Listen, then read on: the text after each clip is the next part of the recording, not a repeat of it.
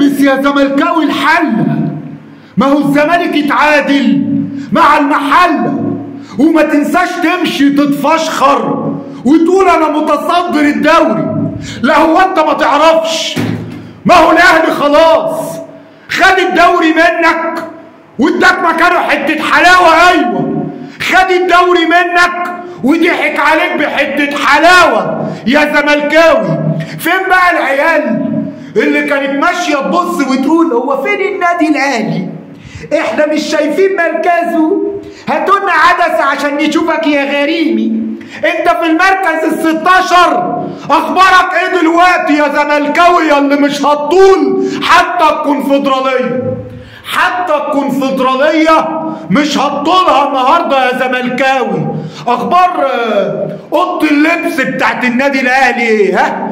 اوضه اللبس بتاعتهم مولعه ببعضيها، عندهم مشاكل. ده النهارده بيلعبوا كلهم زي ما بيقولوا على قلب رجل واحد. اتفرج على اوضه اللبس بتاعتنا اللي بسم الله ما شاء الله مفيش لعيب عايز ينزل الملعب. كل واحد بيقول لو ما اديتونيش فلوسي انا مش نازل الملعب، ويطلع يتريق ويقول لك ايه؟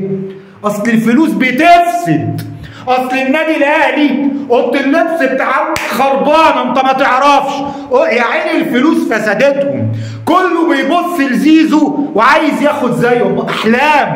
احلام عايشينها، ما تعرفوش ان الكلام ده ما بيمشيش في النادي الاهلي، والسكه دي ما بتاكلش مع النادي الاهلي. ولو لاعب ولا اتنين عملوا كده مع النادي الاهلي بره، مع السلامه، باب النادي يفوت جمل. انما الكلام ده ما بيكونش غير عندنا. النهارده كل لعيبه النادي الاهلي كلهم على قلب رجل واحد بتتفرج. زيزو بيهني قفشه اللي عمالين يطلع، بيهني حسين الشحات، بيهني محمد شريف، بيهني اشرف بن شرقي اللي عمالين يطلعوا عليهم حوارات ويقول لك حوارات. انما الحوارات دي بتاكل معانا احنا. انما النادي الاهلي جديد بيلعب بروح الفانيلا. النادي الاهلي بيلعب بروح الفانيلا، انما احنا عمرنا ما لعبنا بروح الفانيلا. لا وبنتكلم على الكابتن سيد عبد الحفيظ نقول لك ايه؟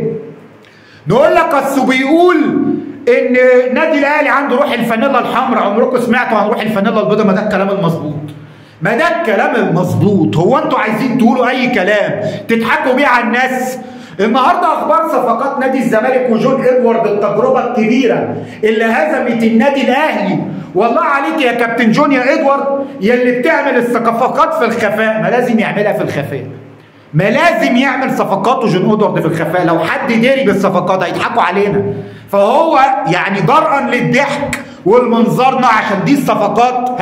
الصفقات اللي بيجيبها اللي انا ما شفتش فيها صفقه لحد دلوقتي مؤثره. يعني يمكن كان قبل مباراه الاهلي كنت اكلمك عن اخوان بيزيرة ده اقول لك صفقه كويسه. انما الصفقه الكويسه لما ما تفيدنيش وما يكونش ليها شكل ولا منظر وما تكونش موجوده في مباريات بحجم مباريات القمه، امال هتكون موجوده فين؟ تبقى الصفقه دي فادتني بايه؟ انا عايزها في ايه؟ محتاجها في ايه؟ محتاجه حد يقول لي. يعني النهارده بيزيرة ده انا جايبه ليه؟ عشان العب بيه ماتش مقاولين، عشان العب بيه ماتش وادي دجله. ده حتى ماتش وادي دجله بتغلب فيه. طب انا جايبه ليه؟ يعني انا جايب ليه الصفقه؟ وسيبكوا بقى من النغمه اللي كنتوا مطلعينها، نغمه اللي اتفضحنا بيها قدام كل الناس. اصل النادي الاهلي دفع مليارات، فرقه بمليارات، لكن احنا جبنا بكل شنكان. كل شنكان مين؟ ما نادي اخوان الفينا الاوكراني ولا فضحكوا وطلع قال لك ان الصفقه متكلفه كام، وانتوا طلعتوا تقولوا 200 و 300 الف دولار. النهارده ايه الحال دلوقتي؟ قاعد يقول لك اصل النادي الاهلي بدا باسوا اداء في الدوري من سنين. هو ده اسوا اداء في الدوري من سنين يا باشا؟ كل مره الاهلاويه بيضحكوا علينا بهذا الكلام. لما مجرد ما يخسروا ماتش يضحكوا علينا يقولوا لنا ده احنا وحشين.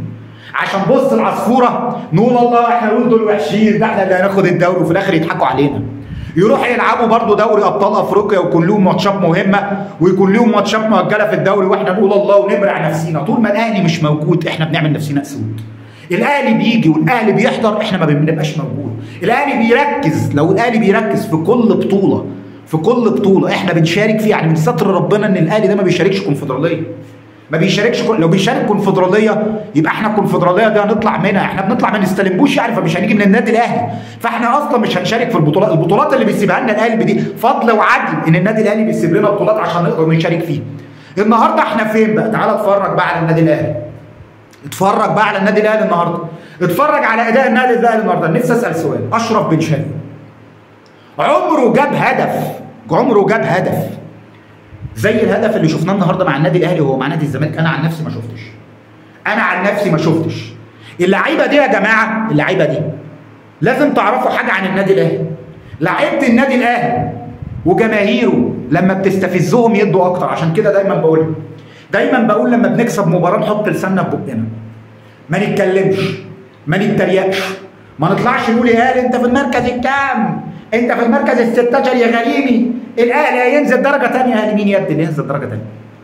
اهلي مين يا ابني اللي ينزل درجه ثانيه؟ ده انا يا ابني اللي انزل درجه ثانيه لولا ان الناس بتلحقني، لولا ان بلاقي اللي بيجاملني وبيلحقني فانا ما بنزلش درجه ثانيه. لكن بعدل ربنا انزل يا ابني درجه ثانيه. مفيش نادي يا ابني عليه الديون بتاعتي دي 2.5 مليار، 2.5 مليار دي ميزانيه دول، وما زلت بكمل لحد دلوقتي وبلعب وما بنزلش درجه ثانيه. اهلي مين يا ابني اللي ينزل؟ اهلي كانت مشكلته في المدرب، ومجرد ما مع كامل احترامي للكابتن عماد النحاس، مجرد ما جاب هقول لك ايه نص مدرب من المدربين الاجانب العمالقه، ده حاله. اما لما النادي الاهلي بعد انتخابات مجلس الاداره الجديده اللي احنا صحينا المارد، احنا اللي سخناهم يا جماعه، ويعملوا التغييرات ويجيبوا الاستاذ ياسين منصور ويجيبوا الكابتن سيد عبد الحفيظ وغيرهم، احنا اللي سخناهم. اذا كان بيعملوا كده فينا وبيركبوا الدوري، وانتوا عارفين الاهلي لما بيركب الدوري ما حدش يعرف ينزله ولو بالطبل البلدي. اذا كان هم بيعملوا كده وبيركبوا الدوري بهذا الشكل وهم ما معهمش مجلس الاداره ده، وهم ما معهمش مدير فني اجنبي، اما لما الاسماء اللي كل يوم بنقرا عنها وبنسمع عنها كل يوم في الاخبار من مديرين فنيين الاهلي بيفاضل ما بينهم، لما يجيب مدير فني عالمي على تشكيله اللعيبه اللي بدات تبان، انا عايز اقول حاجه، الله يكرمك يا كوكا ده لعيب كبير يا جماعه، ويستفيد بيه منتخب مصر جدا يا جماعه. يعني الماتش اللي فات قلنا والحماسه كانت واخداه واخد حبيتين شجاعه، وحط بزيرا ده ولا الفينا ولا اخوان اللي بثلاث اسماء ده حطه في جيبه. النهارده بيجيب هدف عالمي، لعيب جوكر بيعمل كل حاجه، انا بقى عايز اقول النهارده تشكيله اللعيبه دي وهي بتلعب مع الكابتن عماد النحاس له كامل الاحترام والتقدير، بيأدي دوره على اكمل وجه كابن من ابناء النادي الاهلي، مش زينا ما نعرفش ايه اللي بيحصل في النادي وممنوع علينا نعرف. جبنا واحد اصلا مش من نادينا وهو جون ادوارد مع كامل احترامي ليه، وجبناه من نادي فاركو وسلمناه كل حاجه مع وكأن الزمالك ده بلا ابناء بلا خبرات. ويا سلام يعني لو يسمع لنبض الناس انها بتقول لك المدير الفني ده بلاش منه، لا لكن ازاي؟ ما احنا ما معناش فلوس عشان ندفع له الشرط الجزائي. فالموضوع يفضل في ارابيزنا. انما النهارده اتفرج على النادي الاهلي سكواد كامل، محمد علي بن رمضان، زيزو النهارده. ايه رايكم في زيزو؟ النهارده زيزو تقريبا بيبصم على كل كوره خطيره للنادي الاهلي، كل كوره خطيره للنادي الاهلي بيتحط عليها بصمات زيزو، النهارده اللي انا عايز اقوله النادي الاهلي كامل في كل حاجه، وينتظر المدير الفني الاجنبي، واللي هو من الواضح ان النادي الاهلي هيجيب مدير فني اجنبي من العيار الثقيل. تعالى بقى الدور اللي بقى علينا احنا ناقصنا ايه بقى؟ احنا ناقصنا مدافعين، وناقصنا خط نص، وناقصنا مهاجمين، وناقصنا مدير فني، وناقصنا مجلس اداره، وناقصنا مدير كوره، وناقصنا نادي، وناقصنا فلوس، وناقصنا كل شيء. دي الحقيقه اللي كل زملكاوي بينكرها. الاهلي كانت مشكلته في عنصر واحد من عناصر اللعبه وهي المدير الفني، ولما شال المدير الفني وجاب ابن من ابنائه بشكل مؤقت، وحط تحت الكلمه دي مليون خط، ابن من ابنائه بشكل مؤقت. اديك شايف الكابتن عماد النحاس عمل ايه، والموسم اللي فات لما مسك فيه برضه الكابتن عماد النحاس بعد مارسيل كولر عمل فيه ايه؟ كلكم شفتوا.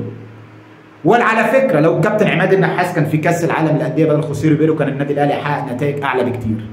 لكن احنا بقى ناقصنا ايه؟ ناقصنا كل عناصر اللعبه، كل شيء انت بتشوفه متوقعه في عناصر اللعبه في نادي الزمالك احنا ناقصنا.